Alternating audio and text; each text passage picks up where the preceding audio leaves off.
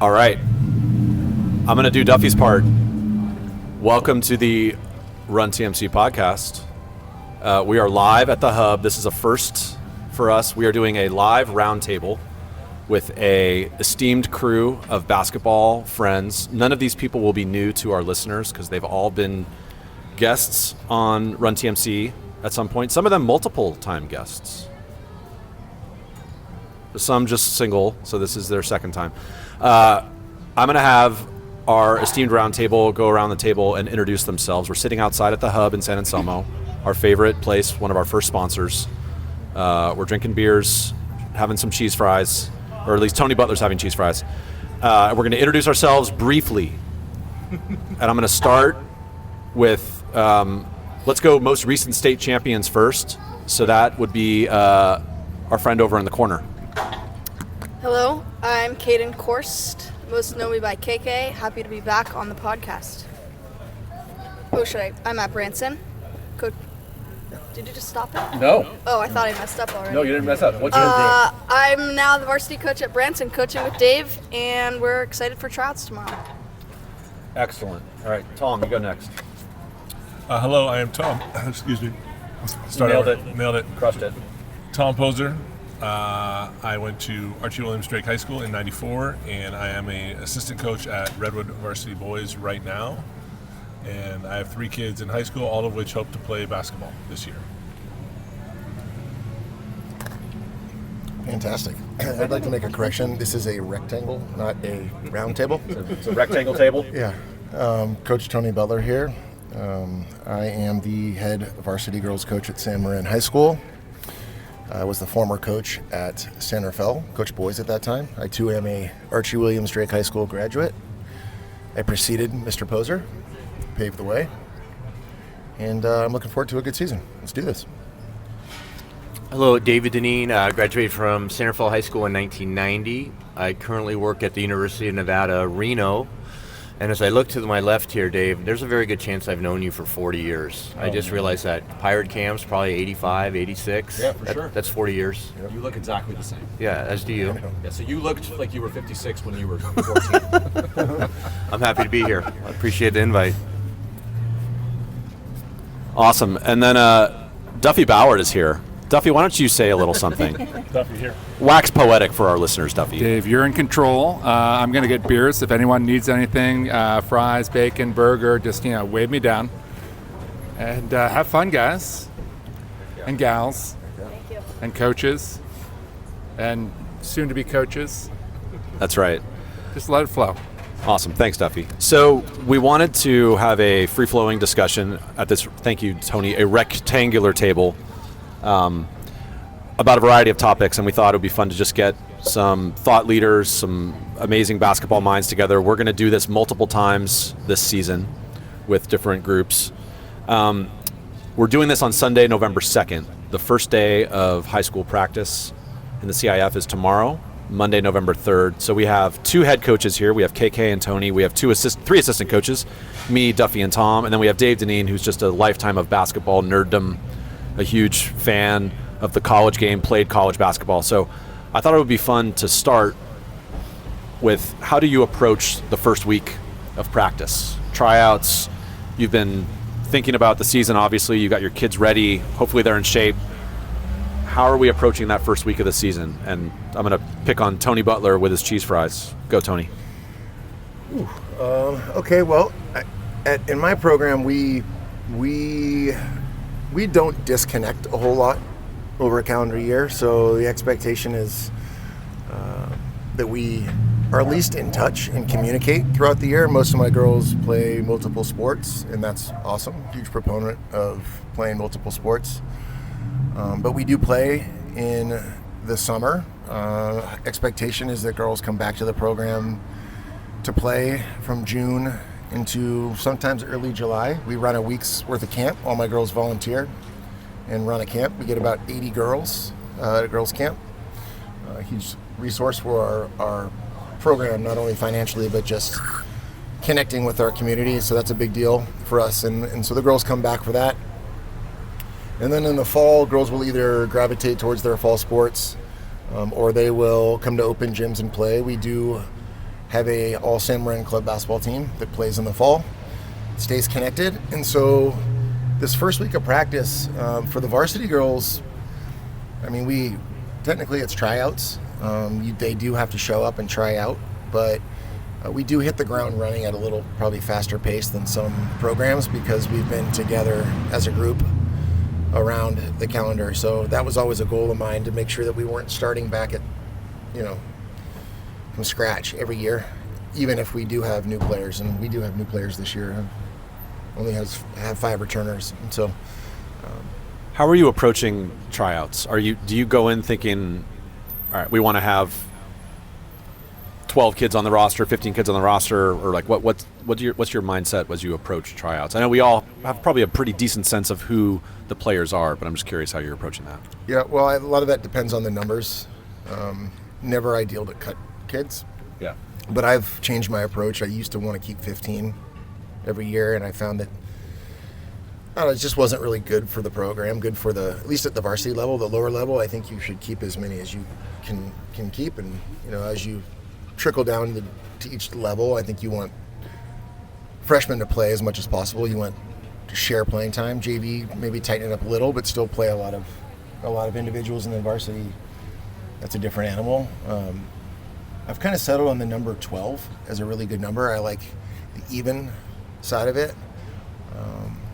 That way, if you're doing partner work, things like that, it works out better. And then if somebody goes down, and inevitably someone will get sick or go down during the season, usually multiple players, you have enough to be able to continue going 5-on-5 without having to pick someone off your lower level team to play. That being said, it looks like this year we'll be lucky to have 11. So we'll get to that. We'll get to the state of. 11 is a good number. Yeah, exactly. It's a good number. It's perfect. Tom, you're an assistant coach, but you're also your happy place is being in the gym, working with kids, leading practices. You're amazing at it. So thank you. Yeah, that's the last compliment I'm going to give you.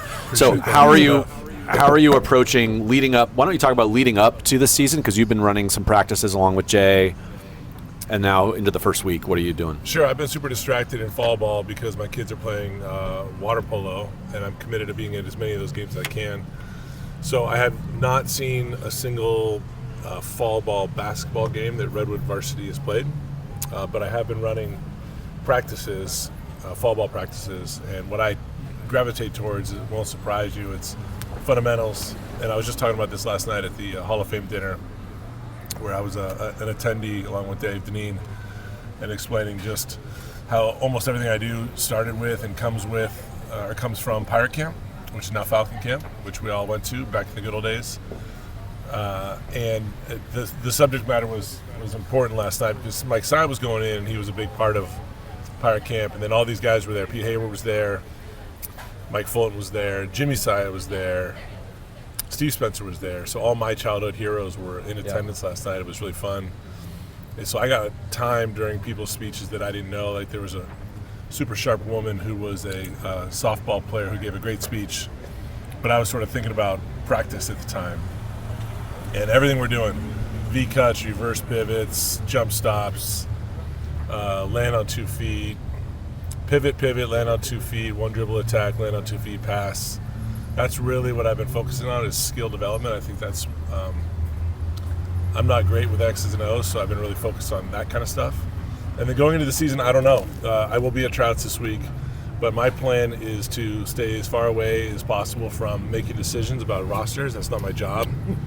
Thankfully, intentionally not my job. I don't want that job. I've done that, of course. And so I hope during all these tryouts to be whistle guy and drill guy and run them through all the different things, and then let Jay and Jeff have conversations on the sideline about who should make it, what strengths and weaknesses are.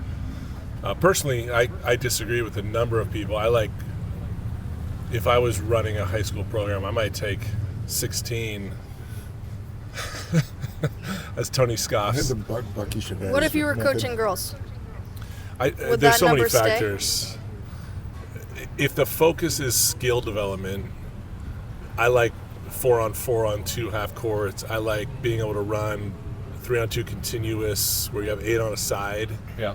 I like playing cutthroat 4-4-4-4, where I can throw people off quick and get them back on. But I think the counter to that is that you really, the point is you're improving your best players, the players that are going to play. You want to give everyone a shot, but the best players are going to play. So if the goal is to maximize their development and preparation for the season, you want them going against the next best players as often as possible, not like the third next best players.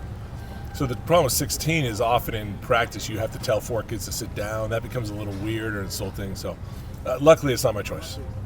I think that part of those decisions come down to the spectrum of talent within the group you're choosing from, right? Like keeping 16 just to keep 16 is different than, like, 16 guys at Redwood looks different than 16 guys at some other places, right? So that spectrum of talent, so those back 4 that are coming into practice at Redwood, I would argue, are helping your best players get better. At some schools, they would not, in fact, be helping you get better. Not additive. So to KK, I want to get to you. Tom, talking about playing off 2 feet, fundamentals, pivots. Discuss how you're approaching the first week of practice with a new team with a lot of young players. It's a loaded question. Go ahead. Yeah, that is. It's been interesting. It's been fun. It's been good. I think you've been around, so you know we've got like 8 or 9 kids that are fully bought in. And a couple kids that I'm sure will be. They've just got fall sports or whatnot, which is great, and we support that. So this tryout, we're really trying to find our 12 best kids. If the cutoff is 14, then it's 14. If it's 11, it's 11. And I'm not against taking 10. So I'm a big believer in that, especially for girls. There's like often a very weak link, and you don't want that. I don't want that. Like last year at MCI I had 11, and it was just perfect. Like everybody knew their role, knew their spot. It was a small team. We could fit into one van. We were just so connected. And I think that's so valuable for girls, because if you get a team of 16, these girls will be able to create 4 or 5 clicks. If you have a team of 10, the most clicks you can connect, like they can have, is probably 2.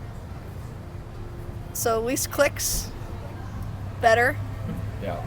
Like, it sounds silly, but 16 guys, I feel like they can all be kind of like have like this bromance, like big squad, and, you know, dab each other up and be bros. But girls, if you add more than 11 different personalities, it could get really ugly.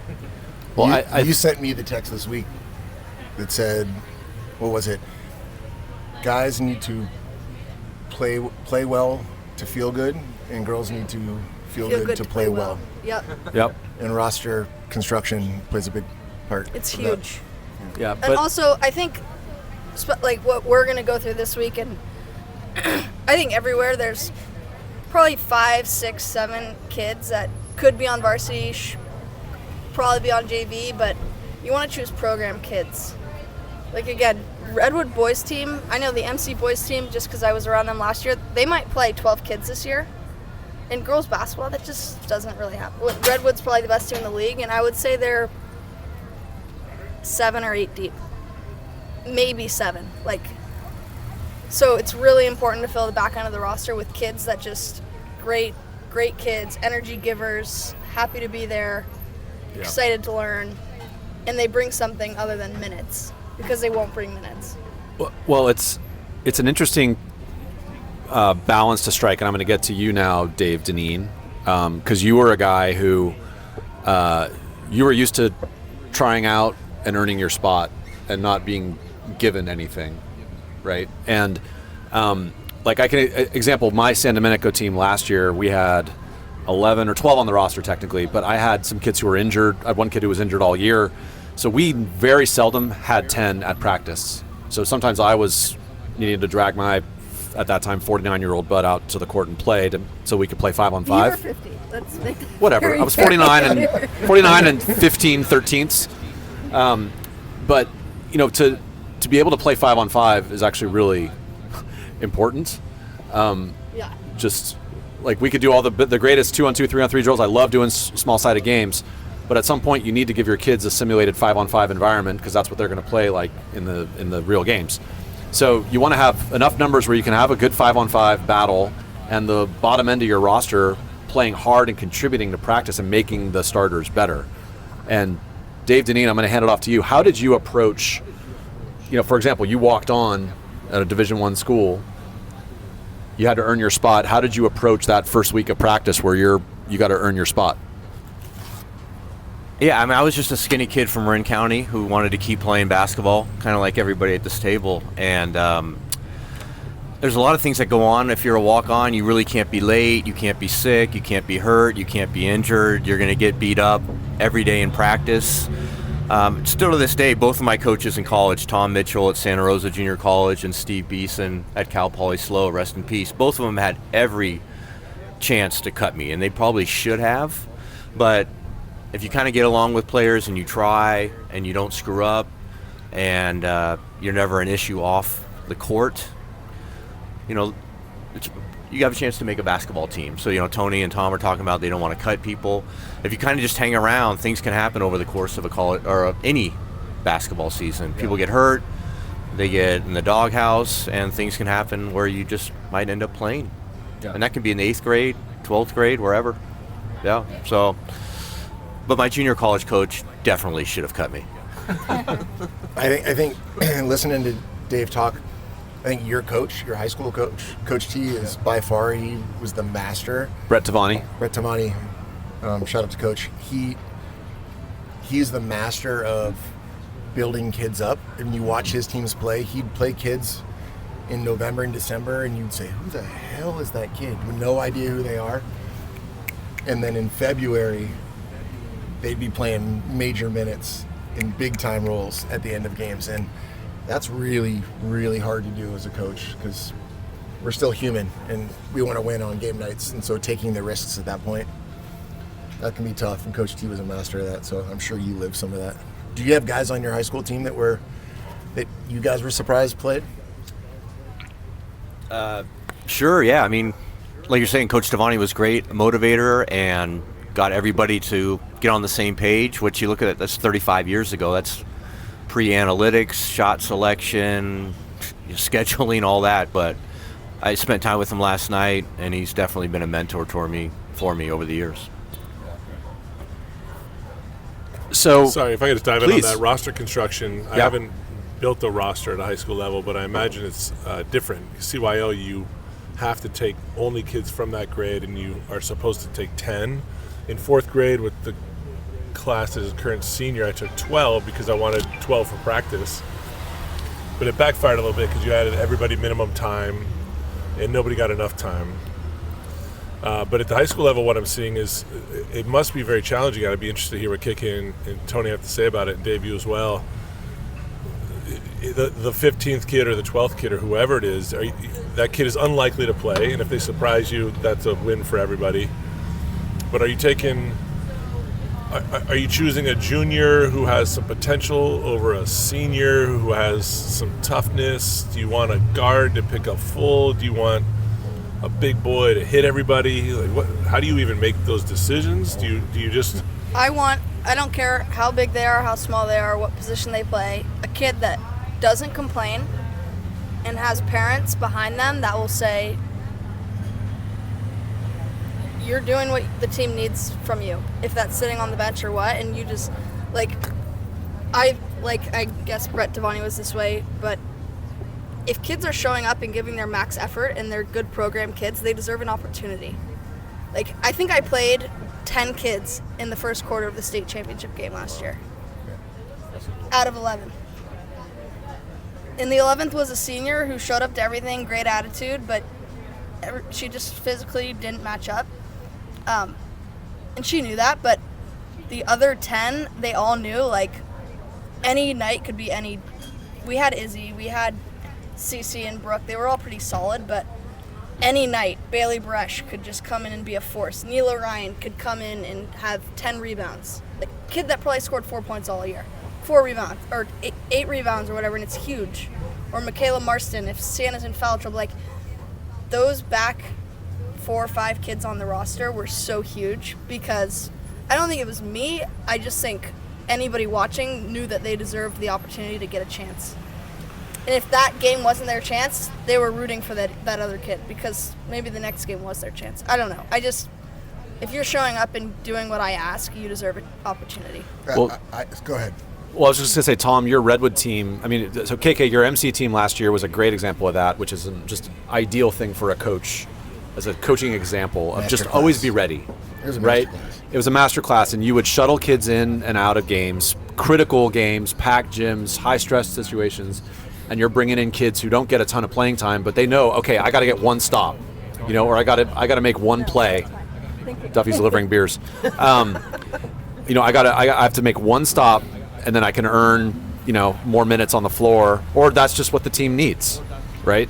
And Tom, I remember some of your Redwood games last year. You guys had a really good team. You obviously had one dominant player, one of the best players in the country, but you had guys who would show up and Hi, how are you? be given an opportunity late in the game. We have our first fan, Dave. We had our first fan. We had beers delivery. It's Shockingly, it was KK. She'll be an all-leaguer in My a God. couple years. So KK has been carded, and she has a fan. The rest of us are, I don't know why we're here.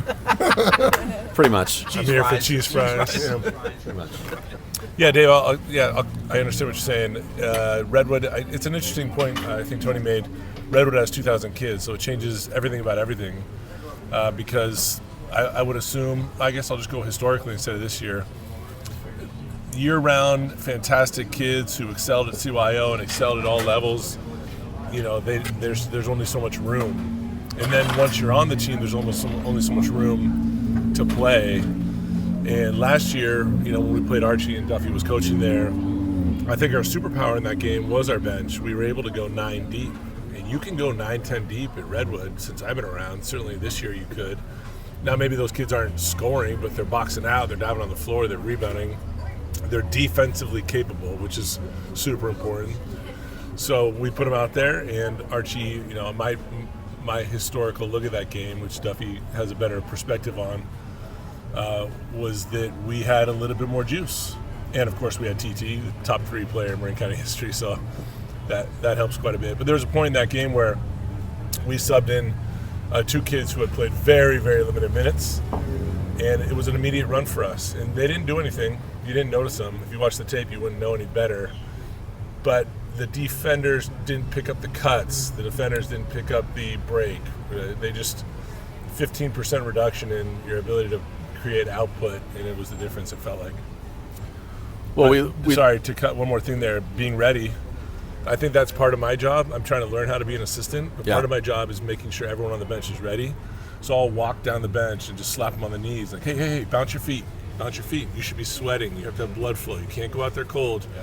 And It's when you go to sub them in, do you say, like, you might just get one down and back? I don't. Jay handles subs, so I don't. But when I talk to him, I say, you might not play tonight. You might play 15. So just be the best version of you. And I think that's part of my job as an assistant, is try to be the best assistant I can be. And I think that's what actually I relate to them on. You have a job and I have a job. I'm not your boss. I'm learning that an assistant is sort of a teammate more than a coach. I call it being a cool uncle. Wow, yeah. Funkle. Uncle. Unk. Yeah. Was it be ready? What's the saying? Be ready so you don't have to get ready. Yeah. And that's a skill. That's a skill for a player, to be ready all the time. And just thinking, like, I've reevaluated how I coach my team based on watching KK coach last year, and based on the success that her team's had, and watching her play girls that I probably would have had a hard time playing. Granted, I wasn't in her practices every day, so I go off the film that I watch. But just the fact that she got buy-in from everybody, got them into games, and still won at a high clip. But I think the senior you said that didn't play much, I think she took the last dribble of the game. I think she had the ball at the end of the game, right? Yeah, she ended our season. But I think about that, like what you're saying is, it's really important to step back and understand, like, it is just basketball and it is just high school girls sports. Like, what is it giving the number 12 kid 30 seconds? And you don't need to put them in and yank them, but say, hey, you're going in to get 1 rebound, and then you're coming out. You're going in to help Izzy. You're going in to help Delaney. You're going in to help whoever. Like, Abby needs a 30-second break. You need to go be your best Abby right now and give her 30. And when when Abby comes back in for you, like, you hype her up. That's so important. Like, I would always tell my kids, you're going to go in for maybe 10 seconds on the clock. It might feel like 2, it might feel like 2 hours, but that time you're in the game, like, just bring energy and positivity. And I had kids go in and they couldn't even catch a basketball. I think that was Bailey Brush, NorCal championship game. I sub her, I'm like, dude, just give it your best, 1 minute. Cece needs a break. She goes in the game, ball goes right through her hands out of bounds. But instead of, like, yanking her, like, I was expecting it. She's a freshman playing in a huge game. And then she gets an awesome stop, and then she comes out, and it's like, you did exactly what you were supposed to do. How do we feel about the kids these days and their willingness to take on that role? Because I think that's changed. I think it's really hard. Kids now have more things to do at their disposal, or at least they think they do. So they're not willing to commit the time. I've found less kids willing to commit the time to take on that role, and that's a challenge as a coach, being able to make that important. I think they could be like mediocre TikTokers or mediocre e-bikers or mediocre in class. You need to convince them that they could be mediocre in basketball, and that's really awesome. But being mediocre at basketball is hard for a lot of kids. KK, the question I have is, as a coach, my college coach used to say misery loves company. So kind of like what Tony was saying, how do you keep that 9th, 10th, 11th player who's only going in for 30 seconds from not like those 3 at the end of the bench just complaining the whole time? How do you keep them on board for 4 months when they're only playing a minute at a time? I have no idea. You must be doing something right. I don't limit them at practice. Like I've said earlier, every kid deserves an opportunity if they do what you ask. If they don't do what I ask, I tell them, you're not doing what I ask. Like, we need to fix this.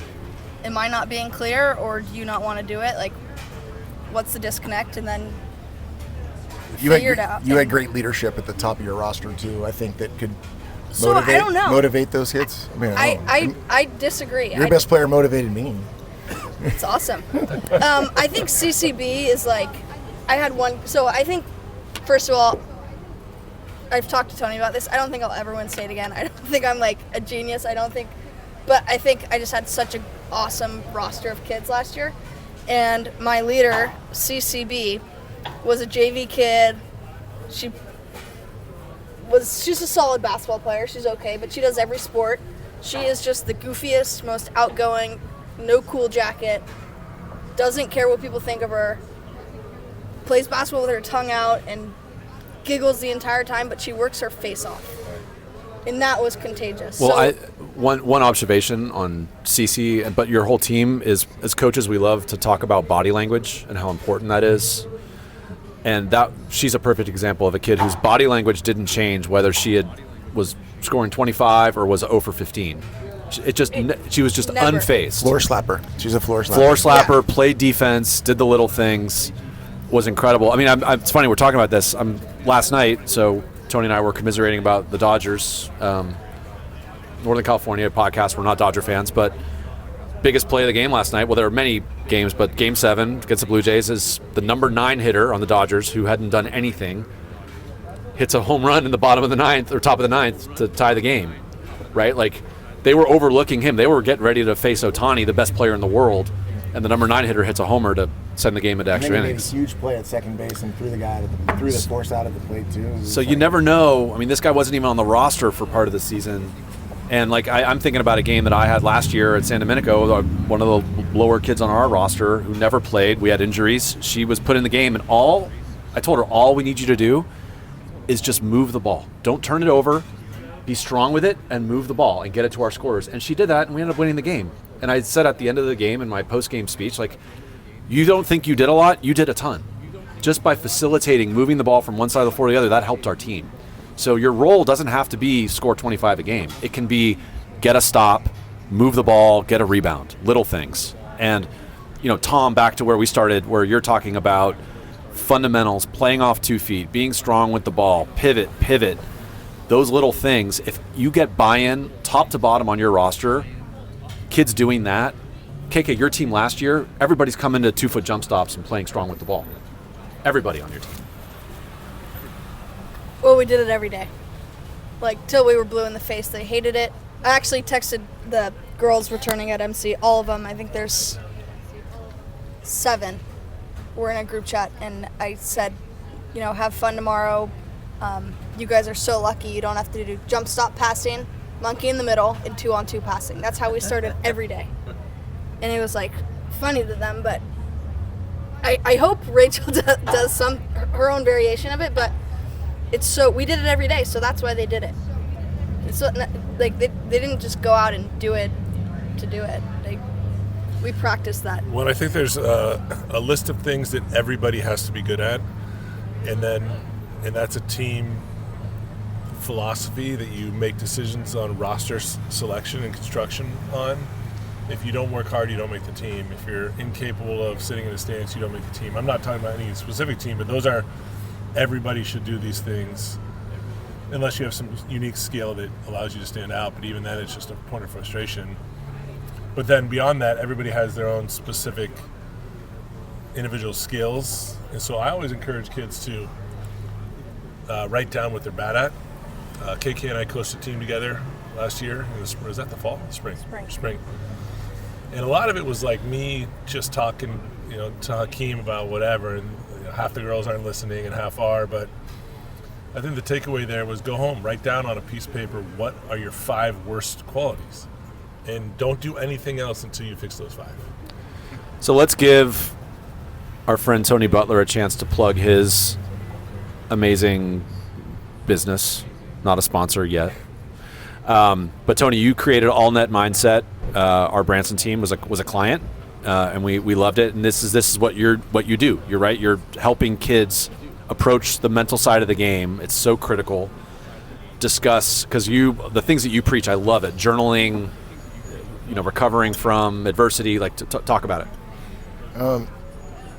I started the business more as just a mechanism to help our kids, because what I found is even though the girls that I've been coaching were having success, we were winning games, they still weren't having as much fun with it, and they weren't seeing the experience for what it really is, a lot of what KK's talking about.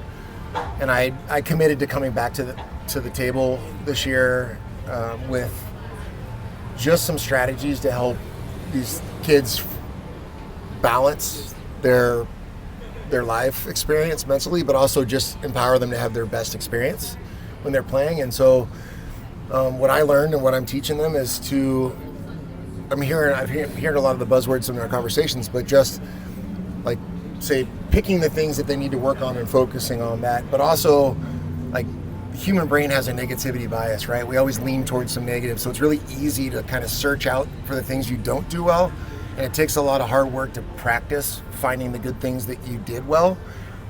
And I wanted to get better at helping them see those things, because that's a life skill. It's not just a basketball skill. And I feel like a lot of girls are walking away from basketball because maybe it's, and this like ties into maybe some club stuff, but social media and the spotlight that's put on them. Like you hear girls say, I don't want to guard her because I don't want to get my ankles broken on Instagram. And, that's really unfortunate, because all they're thinking about is that one moment. Yeah. They could go for 20 and 8, but all they're going to remember is that video that gets put out on the highlight reel of them getting their ankles broken. And I just think it's really unfortunate. So I just, the idea is to be able to give them some tools. I'm not a doctor. I don't have a degree and all that. It's just giving them some tools to have a better experience. And so like with the Branson girls, we talked about some visualization and seeing positivity and being able to kind of get in touch with like what they really want to get out of the experience, and mistake rituals, and being able to bounce back and from mistakes and not ruminate and allow that to impact the entire night of their experience. So I don't know, I hope they got something out of it. The thing that I think you got the Branson girls, which I'm sure you taught them a lot, but one thing that I've recognized is that at least our girls, I didn't really have this at MC. I'm sure it's probably not as much anywhere else except for Branson, but these kids are traveling far. They leave at 6 a.m. They don't get home till 10. They're doing dance. They're doing basketball. They're doing accounting after school. They're in the finance club. They are nonstop. and what you taught them, I think, was just to take a second. It could be 3 minutes, 30 seconds, just to breathe and appreciate and figure out where you are. Like, be where your feet are is so important, especially for our girls. I mean, they're on the go.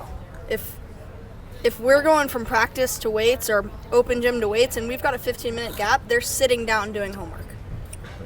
It blows my mind how incredible they are as just humans. Yeah, I mean they're overloaded, and I think that's it. That's a really important skill that we should be teaching our kids, even your own sons and daughters, and just how to decipher what's important in their life, and then kind of decide what they need to be doing when, and being okay with some stress and being okay with knowing what that means, but then navigating it to a place where they can enjoy actually just their existence. Because I see it with my own daughter. Sometimes it feels like they're not smelling the roses at all. They're just constantly one place to another, and it's hard as a basketball coach to try to get into the gym and try to say, let's have fun and have a good time, when we know the moment before they walked in, they're worried about an AP history test, and then they got to get on a bus, and then they got to get up in the morning, and it's just like, and we're trying to teach the enjoyment of basketball. That looks different than it did 20 years ago. Tony, the gentleman I played for at Santa Rosa Junior College, his name was Tom Mitchell, and he had a PhD in psychology. And I laugh with people to this day. We never ran a play in 2 years. We never lifted a weight. We sat back in the 2-3 zone. His whole thing was the power of the mind. Like, I got up there and he saw, Dave, you will begin to make three-pointers. I'm all right, man, I guess so. I mean, and he would have us close our eyes. And we'd kind of just ball at practice. Now, we had some good players, but his whole thing was, he ended up being the head shrink for the Warriors and got to know Phil Jackson, and his whole thing was being positive and, like, you will the ball into the basket when you shoot it in transition. I'm like it was just, he was a different guy, but he won games with it, and we didn't run a play for 2 years. For the record, Phil's a listener of the pod, right, Tuffy? Hi, Phil. Yeah, hi, Phil. Well, I appreciate that, because I'm actually halfway through the first 2 episodes of season 3 right now. I'm halfway through the Kelly Starrett one and halfway through the Tasha Jackson one. And I like that you guys re-released those, because Kelly's talk, I know you brought Kelly on to talk about mobility and strength training and all that, but he's actually not. He's talking about mental preparation, and so is Tasha. Totally. And I just, personal anecdote, when I'm comfortable and happy and prepared, I'm significantly better than when I'm nervous, tight, worried. So how do you send kids out there in high pressure situations with fear everywhere and 2,000 people in the gym and have them be loose and free and happy? And I had a side conversation with Tasha about that very same thing when KK and I were coaching. And it's not complicated. It's pretty straightforward. Yeah. But when you're screaming and yelling and trying to win, it's hard to take a breath and slow down and do it the right way. So we talked about this recently, Tom. We were at dinner with some friends, and we rehashed a great moment. Was your 8th grade CYO championship game, right, where you had a really good team, and you're playing a really good team, and you're kind of the favorite going in, and you're getting blitzed. You're down 20 in the first half against a team that's making everything. And I was sitting right behind the bench, and I remember you, and by the way, the kids on your team at that time are now some of the best players in the MCAL. But you said, you're down 20, their kids are shell-shocked. You said, we're fine. We're winning this game. You looked at every kid in the eye, and you said, we're winning this game. Relax. Yeah, there's a few things there, and I'll start with hubris and arrogance, because the reason we were down 15. It was 25-10 in a CYL game in the first quarter, which you don't win that game, obviously. 25 points in a quarter. Yeah, we were getting kicked. Tom's 1-3-1 trap didn't work. Sorry. Yeah, well, that's the arrogance. The arrogance was in the semifinals, we were up huge at half, and we had just put in a 1-3-1 trap those 2 weeks in practice in preparation for playoffs. In the second half against San Anselmo, I got all cocky and arrogant, and I said, let's run the 1-3-1 to prepare for the finals, and we got scouted, and they're ready for it. And so 5 straight corner threes later, Chase Williams, who's an MC standout in 2 sports, I think he hit all 5 corner threes. And if you're going to beat a 1-3-1, you bring it up the right side, wait for the trap, chuck it to the corner, and fire away. And they got us. But yeah, that day was that. Tachiki and I talk about it at shoot around that day. We said we will be losing tonight, and we will win. And whether you believe it or not, you say it. And then in that huddle, it was two things. It was, told you we'd be here. And I did everyone take a deep breath. I said, everyone take a deep breath together. The breathe thing, which I think Kelly or maybe Tasha said. And then I did that ridiculous, we're going to climb a mountain, Alabama kind of speech. But I'll quote Mike Saya last night, who quoted Jimmy Saya last night. He said, what's the term, Danina? Jockeys never carry a horse across the finish line. We had Chase Hatch and Gabe. And you had good players. Yeah, but all right, so on to your breathe point. KK, take us back to the state championship game. Chaotic moment. You guys were up. They go on a run. I remember watching this. Yeah. Okay. So here's a PSA for Tony, for Tom, for Jay, for Zach, for Ed at Archie, for anybody. The kids look up to you. Like, everybody says, oh, you're so young and relatable. Like, they all look up to you. Like, they look up to you. Just from personal, like, I remember when I was in high school and I had Zach as my coach or Mike Fulton as my coach. Like, Mike Fulton is a fat old dude. And I was like, we love you, Mike. Idol. Like, he is my idol. Like, it wasn't that he was old or fat, like, or whatever. Totally. Like, he was just a legend in my eyes. My PE teacher, everybody has somebody to look up to. I don't think it matters that I'm 24 and a female. Like, people look up to you. And you're leading them. So you need to lead by example. So if you're stressed out and frantic, they're going to read that energy. They're going to look into it. And so I told the kids, every game's the same. Like, every game's the same. Same court, same hoops, same us against them. Yep. And the practice before the state game, we won on Tuesday in the NorCal final, and then I gave them Wednesday off. Because at that point, we're just like, practice just hurts us. We watched film on Thursday and maybe practiced for 45 minutes.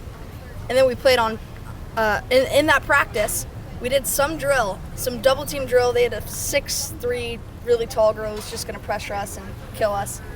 And we just freaked out. It was like, all hell broke loose. For some reason, this girl really scared us. So I said, okay, we're not going to practice this. We just need to breathe right now. Like, we are fine. We've made it this far. There's no reason we can't do one more. Every game's the same. Let's all breathe. So we literally spent, like, maybe it was 30 seconds breathing. And then in the championship game, I don't even remember what quarter it was, but we just, like, went on a run of turnover, freak out. Like, I couldn't find, so my idea was subbing kids and giving them opportunity. I couldn't find 5 that would just settle us down. So after not finding 5, I called a timeout, and I'm like, we all just need to breathe. Like, I literally made them close their eyes. A couple were laughing, a couple were like, what the hell is she doing? And a couple were seriously sitting there and breathing. So it helped 2 kids, and it ended up helping the team. I'm willing to say bet that that moment of practice where things were weird, and then you stopped and breathed, was the moment that you prepared for that point of the game, because they experienced it in practice and you kind of warned them. So when they experienced it in the game, they were like, well, yeah, there it was. We've seen it. We've already know it's going to be there, and we're still here and we're fine. Because that's like the video I showed your team, Michael Phelps, he talks about he does negative visualization. He visualizes everything in his experience, including like his suit ripping and all this weird stuff, so that when he gets out there, it's just me and the black line at the bottom of the pool, and I just muscle memory, right? And I think that's kind of what you did for them without even really knowing you did it. Like, you created this panic at practice and prepared them for the panic in the game, and then they said, oh, we're ready. Oh, we got this. Thank you. Yeah. I think it's credit to the kids. They listened, so.